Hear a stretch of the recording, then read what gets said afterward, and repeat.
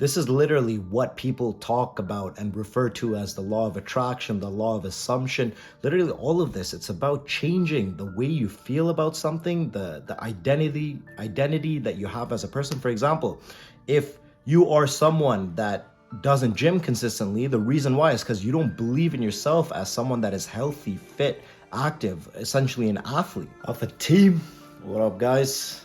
Back with another video.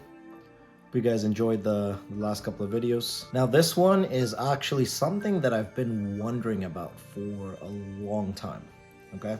So when I think about myself and why I'm consistent with gymming, I think, why is it so hard for other people, right? What is it that is the issue? And I experienced this issue before as well, where I wasn't consistent with it, right? So among all the things, obviously there are tips and tricks that you can use to become consistent, and obviously discipline is one of the most important things there. But to me, I was wondering, how is it that I don't even need to think twice about it anymore, and it's like it's just become ingrained as a part of my life. So I recently so I was trying to figure out what that reason was, and I was looking through a bunch of videos, interviews, all those things, right, about why the most successful people are continuously gymming and doing all of that work. And recently I saw some videos by Hamza, First Man, and Impact Theory, okay?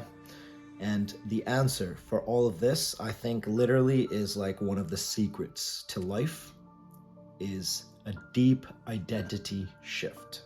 Interview with Impact Theory, so Tom Bilyeu, he did an interview with this individual called Dr. Joe Dispenza. So he's an author and he does extensive research in neuroscience because he wants to, advance that field and sort of figure out how you can use the mind to heal yourself. So this is essentially what happened to him, right? So he had a bad accident while he was biking. He got hit by a car and he cracked, I think, 6 vertebrae in his spine. Okay, spoke to 4 different surgeons, multiple doctors, who all told him, there's a complicated surgery that they can do to relieve the pain. However, he would never be able to walk ever again. So obviously he went through all those emotions that all of us go through, where you feel helpless, you don't know what you can do about your life, you don't know what you can do at all, right? So he went through all of that, and then essentially what he resulted with was, he thought to himself, he's like, okay, there's this intelligence that is giving us life, and it knows how to heal better than us, right?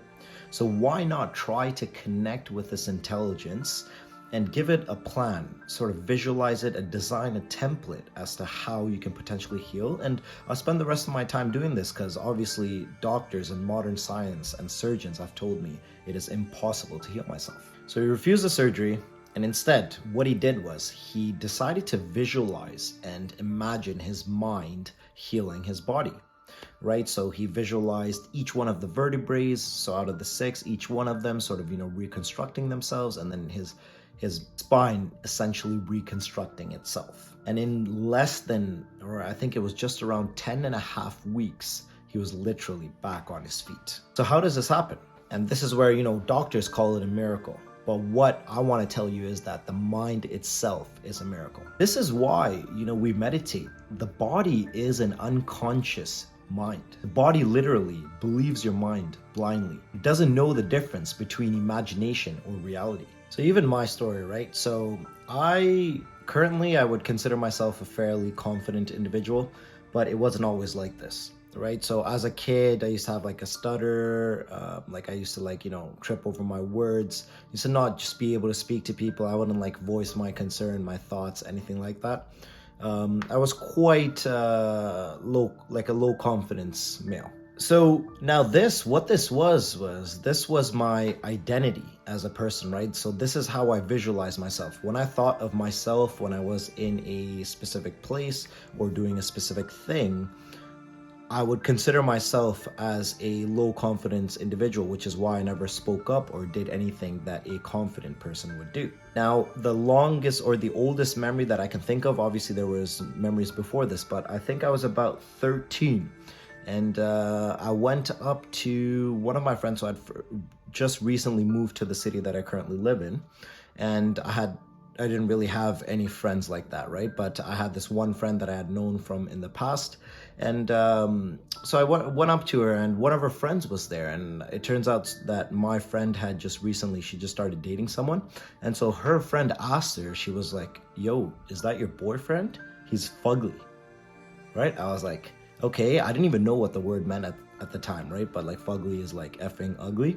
And I was like, okay, after I learned about that, I was like, shit, like that's in my head. Maybe I actually am like, this is what the scenario is. Maybe I am someone like that and I can never, be a good looking person. Right? So this was an identity or something that someone had said, someone who I didn't even know had said. And like my friend didn't even back me up or anything like that. She just laughed. She's like, no, it's not him. And then she just laughed. And I was like, okay, like this was an identity that I had for so long. Only recently, in like, I'd say maybe around like 2020 was when, like, obviously I've started putting in a lot of work into everything, and I grind on a lot of things, and now is when I consider myself someone of higher confidence.